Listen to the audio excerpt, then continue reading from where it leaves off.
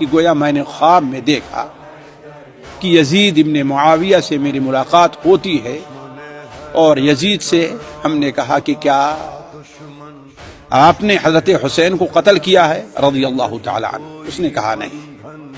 تو پھر ہم نے پوچھا کہ اللہ نے تمہارے ساتھ کیا معاملہ کیا؟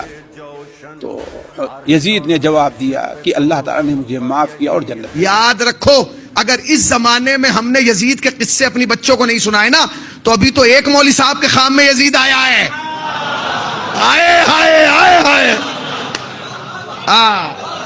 ابھی تو ایک مولانا کو خواب میں یزید نظر آیا ہے، پھر گلی کے ہر محلے کے ہر مولوی کو یزید خواب میں نظر آئے گا۔ آپ کی جرت دیکھیے، سوشل میڈیا پہ بیٹھ کے کہہ رہا ہے رات میرے خواب میں یزید آئے تھے۔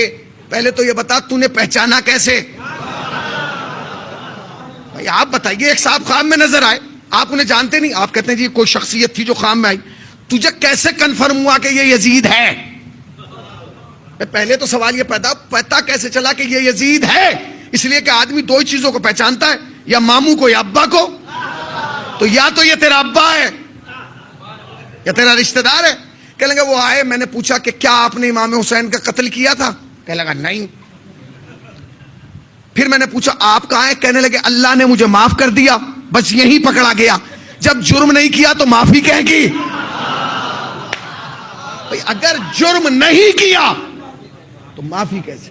قوم کے ہر بچے کو پتا چلنا چاہیے کہ یزید نے کیا کیا ہے، ورنہ سب کو خواب میں یزید نظر آنے لگے گا، اور ہمیں کوئی تعجب نہیں ہے کہ تیرے خواب میں یزید آیا ہے۔